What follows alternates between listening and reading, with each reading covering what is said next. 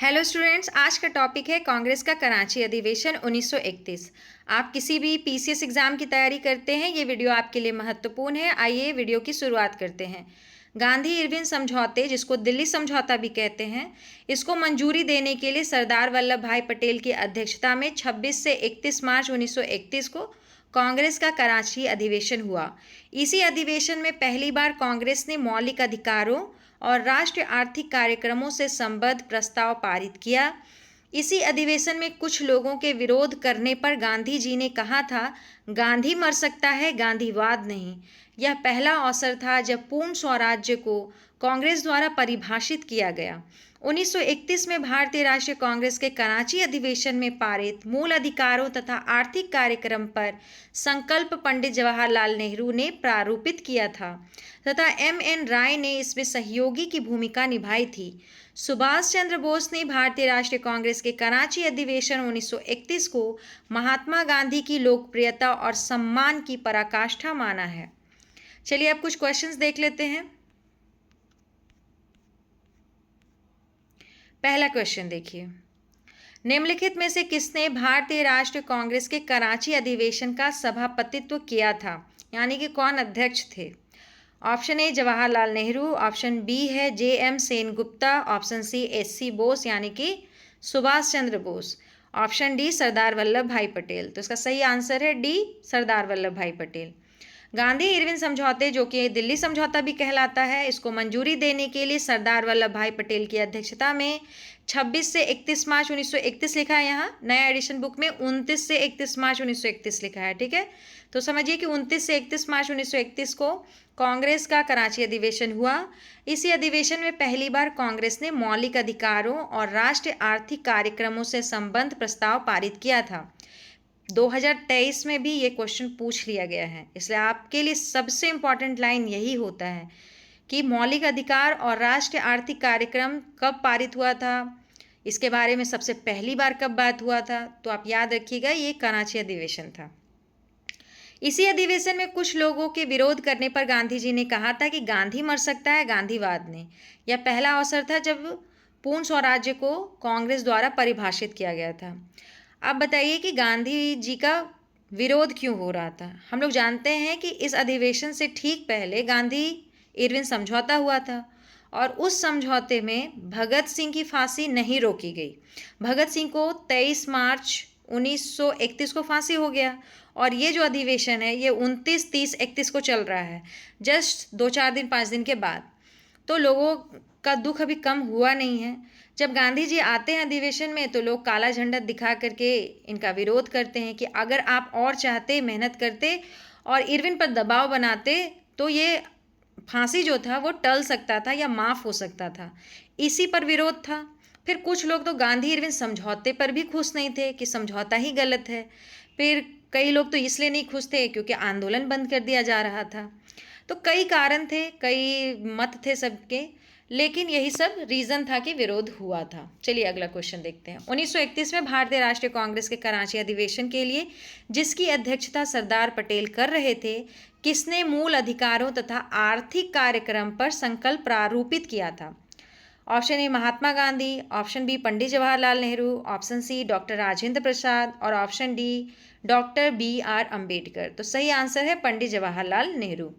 वर्ष 1931 में भारतीय राष्ट्रीय कांग्रेस के कराची अधिवेशन में पारित मूल अधिकारों तथा आर्थिक कार्यक्रम पर संकल्प पंडित जवाहरलाल नेहरू ने प्रारूपित किया था तथा एम.एन. राय ने इसमें सहयोगी की भूमिका निभाई थी। दोनों का नाम याद रख लीजिएगा।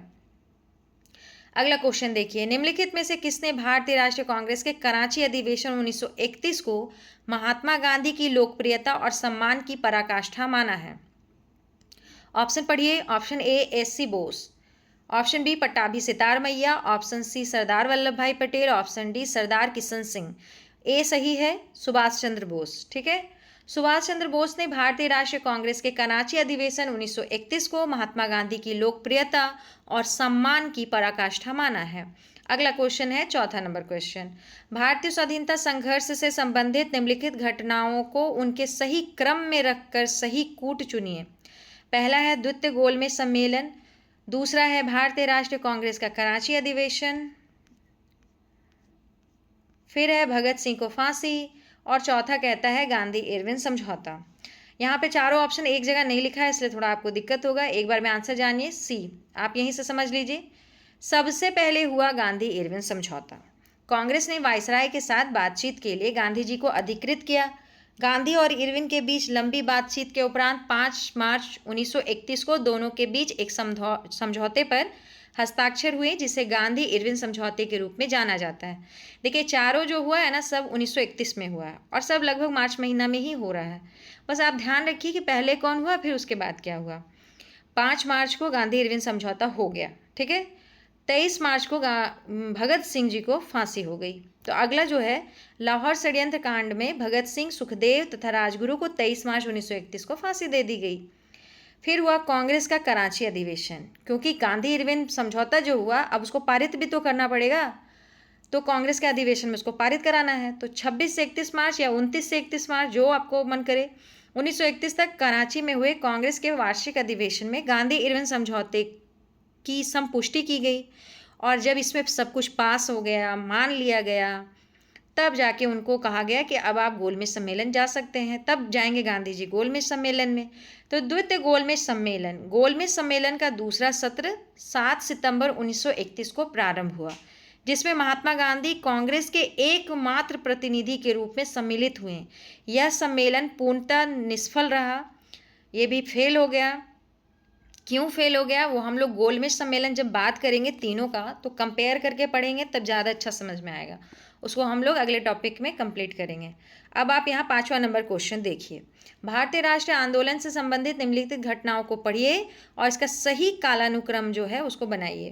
पहला है भारतीय राष्ट्रीय कांग्रेस का कराची अधिवेशन, दूसरा राजगुरु को फांसी और तीसरा गांधी इरविन समझौता। तो सबसे पहले 5 मार्च को गांधी इरविन समझौता हो जाएगा, 23 मार्च को राजगुरु को फांसी, और भारतीय राष्ट्रीय कांग्रेस का अधिवेशन 29 से 31 मार्च को होगा। 1931 तीनों के लिए कॉमन है, आप उसी हिसाब से देख लीजिए। Right answer option A 3, 2, 1। इस टाइप का क्वेश्चन पूछता है एग्जाम में। छठा नंबर क्वेश्चन है भारतीय स्वाधीनता संग्राम से संबंधित निम्नलिखित घटनाओं पर विचार कीजिए। फिर आप देख लीजिए, गांधी इरविन समझौता, भारतीय राष्ट्रीय कांग्रेस का कराची अधिवेशन, भगत सिंह की फांसी, फिर पूना पैक्ट। तो सबसे पहले जानिए कि गांधी इरविन समझौता होगा 5 मार्च 1931 को। फिर जाएंगे भगत सिंह, क्योंकि 23 मार्च को उनको फांसी हुई थी। फिर 29 से 31 मार्च को भारतीय राष्ट्रीय कांग्रेस का कराची अधिवेशन हुआ था, और पूना पैक्ट तो ठीक 1 साल बाद 1932 में हुआ था, और भी 1932 में भी इसका समय शायद 24 सितंबर 1932 है, ठीक है। तो 1 साल बाद, तो सबसे पीछे पूना समझौता है। इस हिसाब से ऑप्शन डी सही हो जाएगा, 1, 3, 2, 4। अब आगे देखते हैं और क्वेश्चंस है। इसी का कालानुक्रम आपको समझा दिया है कि गांधी इरविन समझौता 5 मार्च 1931 को हुआ था, भगत सिंह को फांसी 23 मार्च 1931 को, भारतीय राष्ट्रीय कांग्रेस का कराची अधिवेशन 26 से 31 मार्च लिखा है, 29 से 31 मार्च लिखा है, वही समय समझिए 1931, और पूना समझौता हुआ था 24 सितंबर 1932 को। इस तरह से चैप्टर कंप्लीट हो गया। धन्यवाद।